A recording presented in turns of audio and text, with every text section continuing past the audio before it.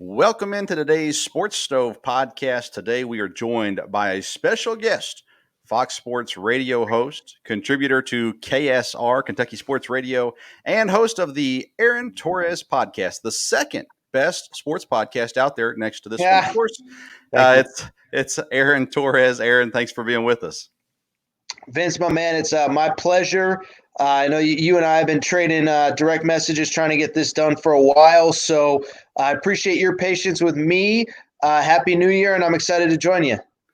Thank you very much. So let's talk Kentucky basketball. 1-6 start, a little underwhelming compared to the expectations that we had going into the season. Now, 2 straight wins, 3-6. Why the slow start, or maybe even we could call it a bad start for Kentucky? Well, I think, to me, I've said this in a lot of interviews. I've said it on my podcast for anybody who may double dip and listen to my show from time to time. I think you can make a legitimate argument that Kentucky was maybe more hurt by the unique nature of this season than any program in college basketball. And it's for all the reasons that any Kentucky fan would know. This is a program that, one, is built on family. And so they spent all offseason together at Coach Cal's house, hanging out, eating Coach Ellen's brownies, doing all that stuff. And, when you don't have the bonding time, one, and then furthermore, the practice time, the exhibitions, and of course the early season games against the, whoever, the low and mid-major teams, I think it just really hurts Kentucky. And so I think, one, they're a team that is trying to figure out themselves on the court. I think they're still trying to get to know each other off the court as well. And so I think when you factor in all of those things, it kind of makes sense that they're struggling, especially when you factor in Keon Brooks, their only returning player from last year's team, is not with them. He's with the team, but he's not playing. I think it all plays into a very explainable reason for Kentucky's early season struggles. Not saying anybody in Big Blue Nation is accepting the explanation, nor should they. Calipari is well compensated. You don't get a free pass when you make $8 million a year, but I do think there are reasons why this has happened the way that it has. So these 2 wins, the Mississippi State win was really good, I thought. Vanderbilt, then they come back, they win by 3, pretty close, and Vanderbilt's no good. So are we going to see continued improvement? Are we still going to see Cal messing, of course, with Clark comes back from injury? If Brooks plays, those kinds of things, that's going to mess with the lineups and things like that. So at what point in this season is Kentucky going to hit its stride? I mean, there's been good Kentucky teams that don't hit their stride till the first week of March. So, we may still be a little ways away. I think you bring up a really important point, Vince, that I don't think anybody's really taken the time to consider is unless, we're getting bad information from the school, there is a legitimate chance that Keon Brooks comes back sometime here in the not near future, but sometime pretty soon. And that's another piece that you have to readjust into the lineup as you're trying to figure out, how does Dante Allen fit in? How does Isaiah Jackson fit in? How does Brandon Boston fit in? Is he best off the bench? How much can we play him? Terrence Clark is coming back from injury. So, these are all factors that are going to be an ongoing thing. And, that's the one thing that I've really kind of warned, I guess you would say, for lack of a better term, Kentucky fans, is this is still an evolving process. Just because you won 2 in a row, this isn't 2015 all over again. You're going to win every one of them going into the NCAA tournament from here on out. I think they, to a degree, have turned a corner. I think they do have confidence. But I also think you look at that Vanderbilt game, and there's still a lot of reason for concern. 3-point shooting from Vanderbilt was pretty good. Kentucky did some things that were concerning. And so, kind of my stock answer is, look, I think Kentucky's proven they can play with and beat good teams. By the way, they played with Kansas. They played with North Carolina. So they can play with good teams and they can beat some teams as well. But I also think if they don't come in locked in, if they do think that a 2-game win streak is the summit of the mountain, is the peak of the mountain, not the base of the mountain, they could go back to a 2 or 3-game winning streak with what I think is a pretty – or 2 or 3-game losing streak, with what I think is a pretty challenging schedule coming up, starting with Florida this coming weekend at Florida. The stars, so to say, have not been the key players to this point in the season. You've got the transfer in Mintz, who's been very solid at point guard, senior from Creighton. You've seen Sarr has been great at times and average at times as well. You've got some of the other guys. Toppin has played well at when he's had the opportunity. Lance Ware, I love watching Lance Ware play. I think he's not a huge offensive threat, but Askew's gotten better. But BJ Boston is the one that's gotten the most attention, at least here in Lexington. And Cal has been saying, stay off of him and don't bother him, don't talk to him, whatever. Blame it on me, and I do blame it on Cal. But we'll get to that in a moment. But BJ Boston came out with a tweet this week, and he said, "I don't need sympathy." And I love to see that from him because it makes me realize, okay, he understands obviously what's being said about him, but he also has the mindset that he's going to go out there and take care of it as well. Is BJ Boston, are we going to see the best of BJ Boston before he leaves Lexington, or is it going to be one of these things a couple years down the road in the NBA, we go, wow, why didn't you do that in Lexington? I think a couple things. One, and I know you know this, Vince. I'm not critiquing, but I don't think we see anybody's best in Lexington, especially these elite players.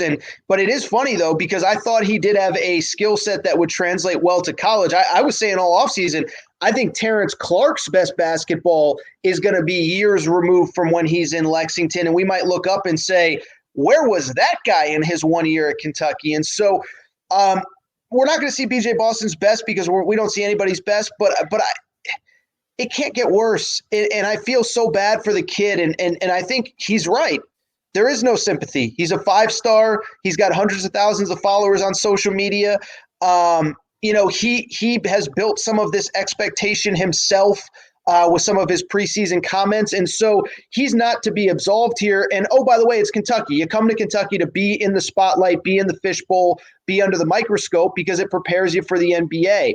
But I also believe even before he made that comment, at some point the shots are going to start falling because they have to. I mean, this kid is too good of a shooter to be shooting whatever he is, 15, 18% from three-point land. I mean, and we're talking, I know you watch the games, Vince, wide open shots. At some point it's going to click, and when it does, watch out. And I'll tell you this, and I've said this a few times, if they can get a better but also a more efficient BJ Boston, that's kind of scary. I mean, just think about the fact that they beat Vandy by 3 the other night, and he only scored 6 points, I believe 0 free throw attempts.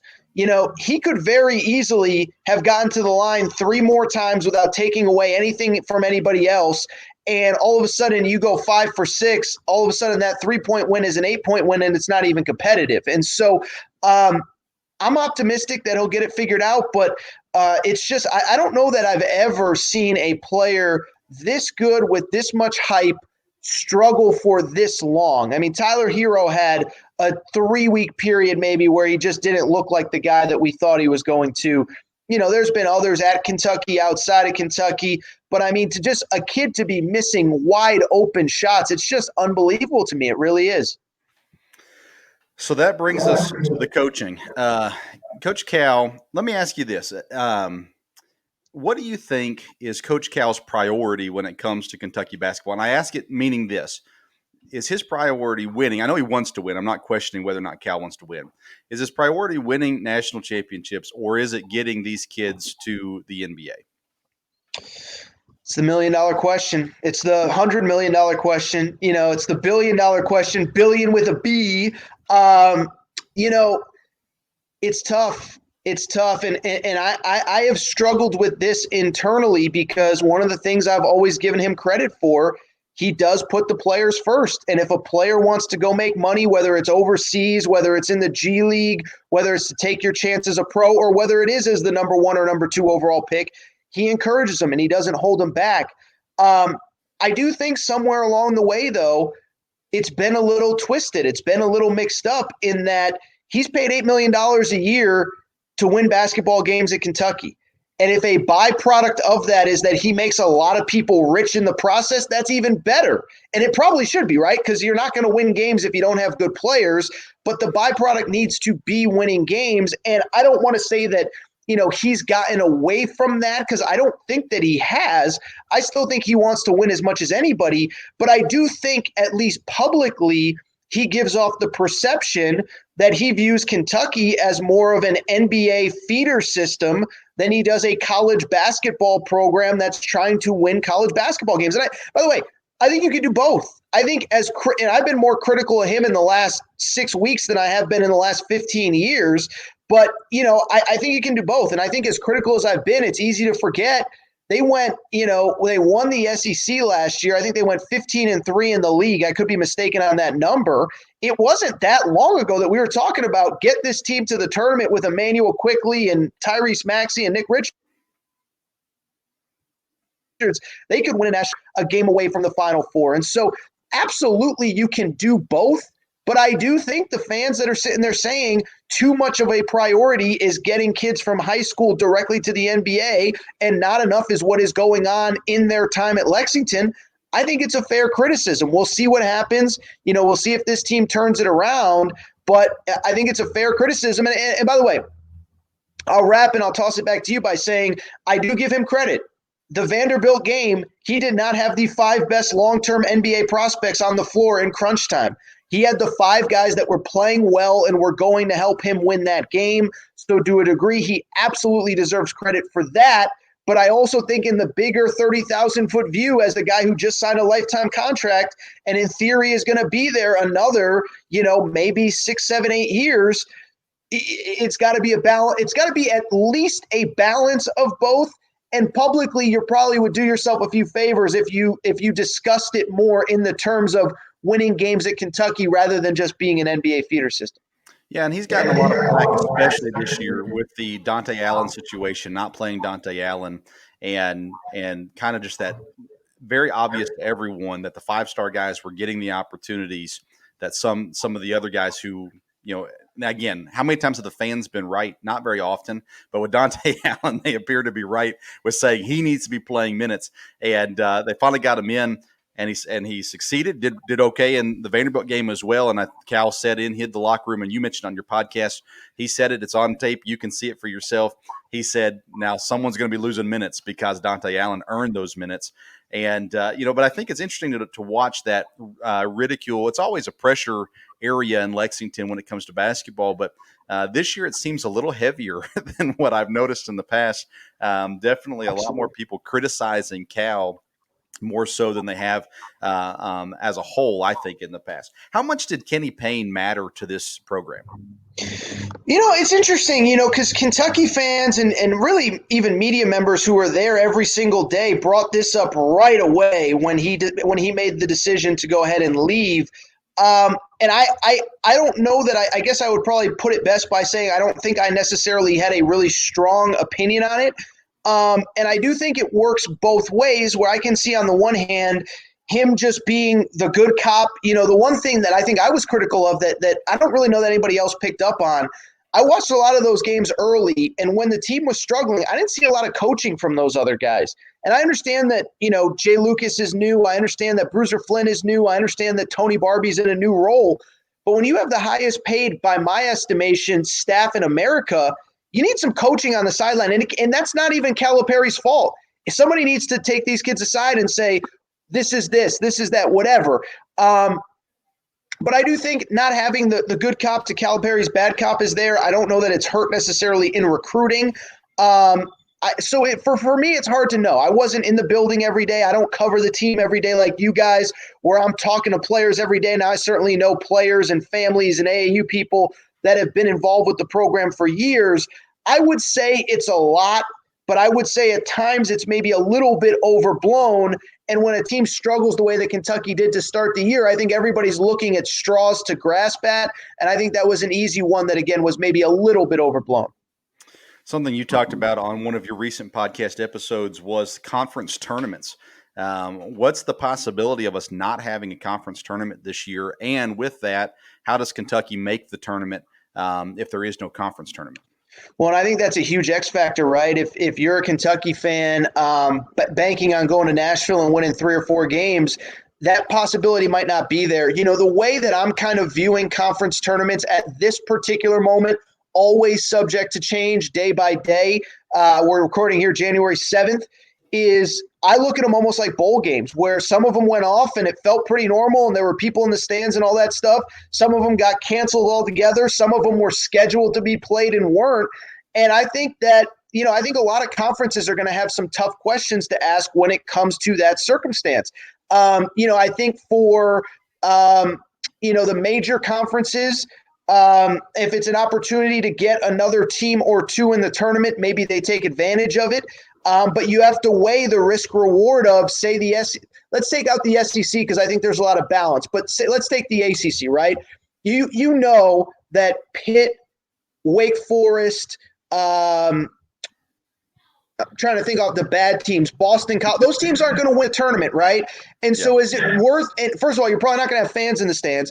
Is it worth flying Boston College to play one game where they might infect Duke, and then Duke might be screwed in their whole NCAA tournament landscape? If Duke's in the picture, they might either not be able to play or they might – and so, it's going to be a constant balancing act. I think some conferences are going to say, like I said, it's a chance. The Big Ten, we've got 9 teams locked in, but we think we can get to 11.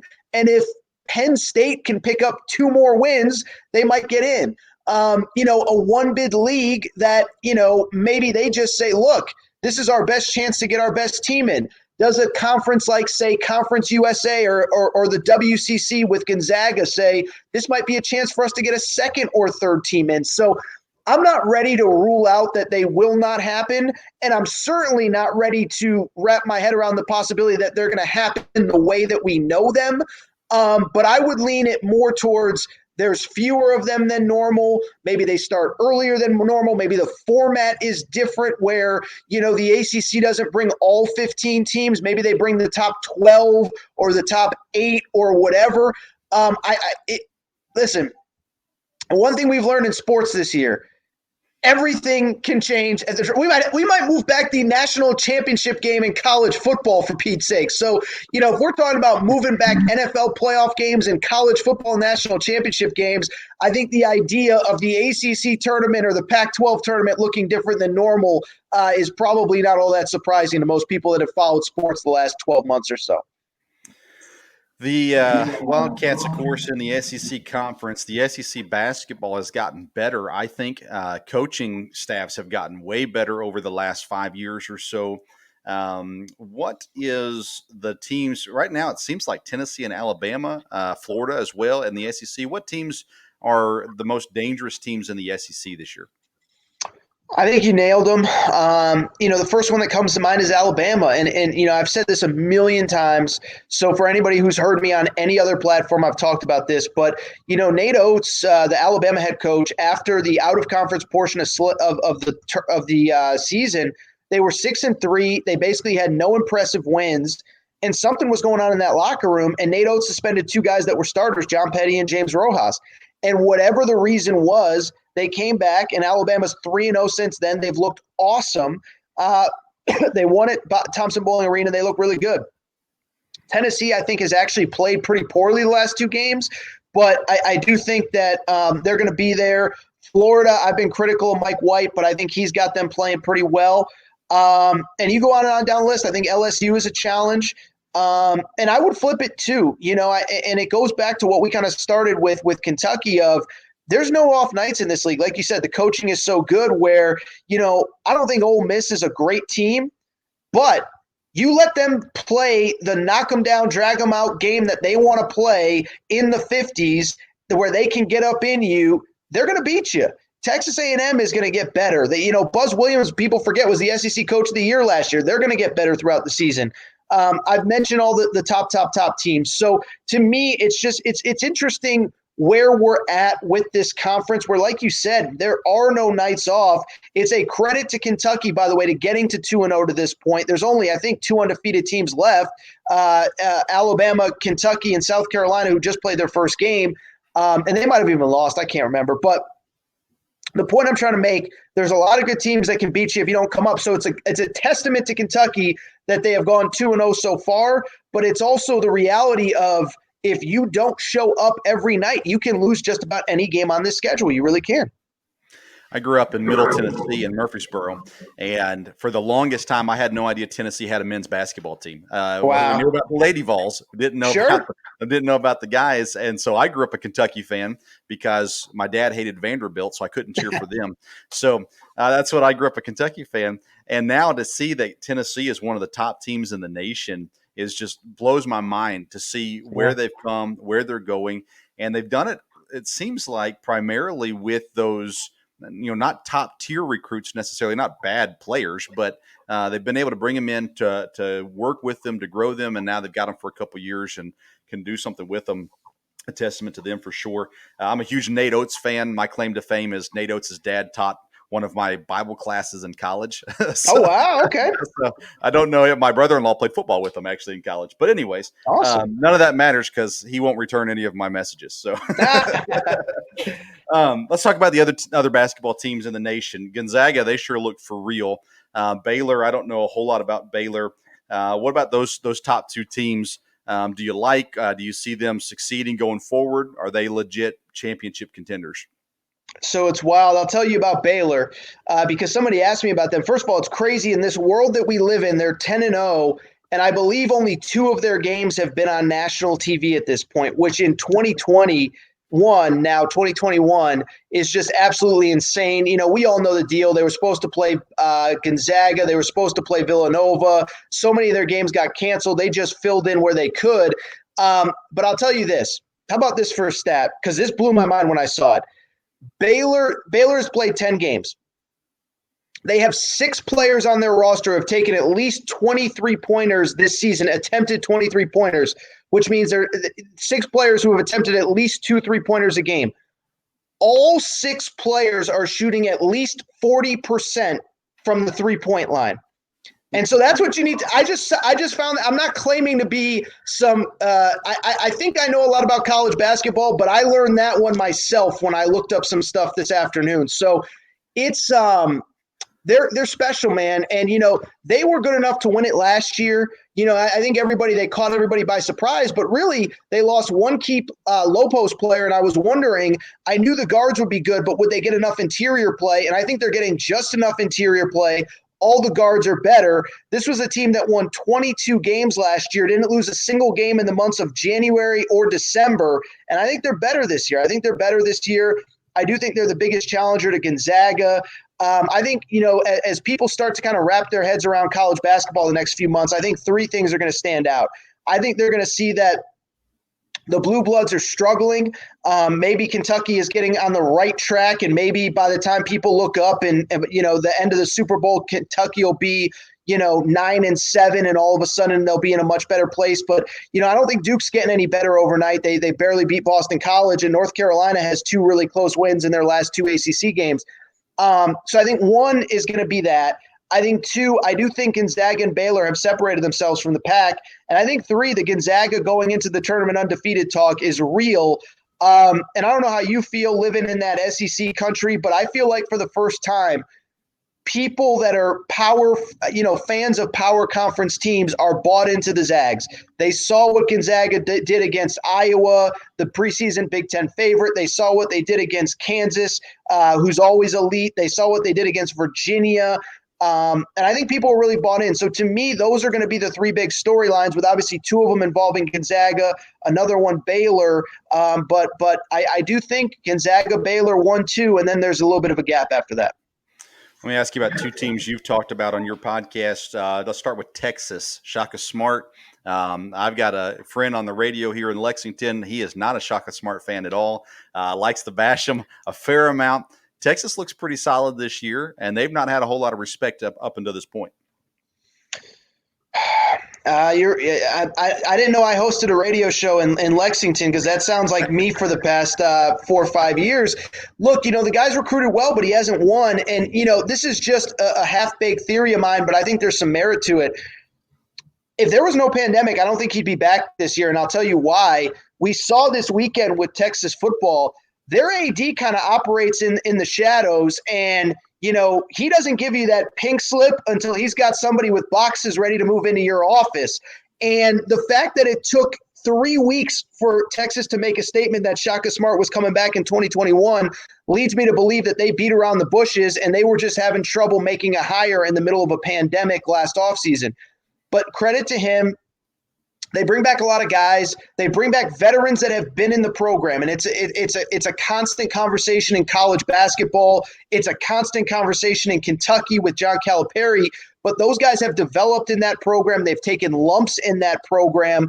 And you look ahead to where they are now. This kid named Matt Coleman is their point guard. He's a fourth-year senior. Courtney Ramey's a third-year junior. Andrew Jones, who for people who don't remember, unfortunately, had a bout with leukemia. He's recovered. He's playing. He's a fourth-year junior. He might even be a fifth-year senior. I can't even remember. But, those are the kinds of guys that you need in your program to have success. And so, they started to trend in the right direction late last season. And they're there now. Now the schedule is going to get tougher, but they just won by 25 at Allen Fieldhouse. And I do think they're probably the second best team in the Big 12. Now, will they finish there? Will they finish, number 4, 5, 6, 7, 8 in the country? I don't know. But, that's a team that, we talk about what the NCAA tournament will look like, what is a Final Four run. When you're playing on neutral courts, and you just have to come out locked in for 6 games in a row where there's probably not going to be very many fans in the stands outside of your parents. That's a team that, they could get hot as a 3 seed. And if they get the right number 1, they could be in a Final Four. And it's so weird to talk about the Final Four knowing what it's going to look like. But, it's not the traditional Final Four run, but that's a team that can absolutely get there. You talked about a team on the podcast that dropped today, Thursday, Michigan. Juwan Howard and the things that he's doing at Michigan, kind of going unnoticed under the radar at the moment. What do you like about Michigan, and is this something that's going to be consistent moving forward for Juwan Howard? Yeah, they're one. I think they're a real microcosm of college basketball this year, where I think college basketball has been hurt a little bit by the start-stop nature. You don't know who's playing when. The Maui Invitational isn't in Maui, so the casual fan, it's hard to wrap your head around the Maui Invitational in North Carolina, an empty gym. And Michigan, I think, is a microcosm of it. They had to play Christmas Day, New Year's Eve. They didn't play in the ACC Big Ten Challenge because it was canceled because of COVID. And all of a sudden you look up and they're 10-0 and 5-0 in the Big Ten. Now, they haven't played those other elite Big Ten teams, Wisconsin, Iowa, even Rutgers, Illinois. But I think they're really, really, really good. And what's interesting about them is 2 things. One, in this era where we know about all these freshmen, they have a freshman big guy named Hunter Dickinson who's been awesome. But 2, I give Juwan Howard a ton of credit because you look at college basketball this year, most of the programs that are having a ton of success, Iowa, Illinois, Rutgers, Baylor, Gonzaga, Texas, Kansas, it's a lot of teams that return a lot of players from last year. Michigan returns some, but they have a couple grad transfers, they have a couple freshmen, and they do have a couple returnees, but they lost 2 of the most important players, and at least one in program history, Xavier Simpson, who was one of the best point guards in college basketball last year. So I give him so much credit. It's early. They haven't played the bulk of the meat of their schedule in terms of the toughest games in the Big Ten.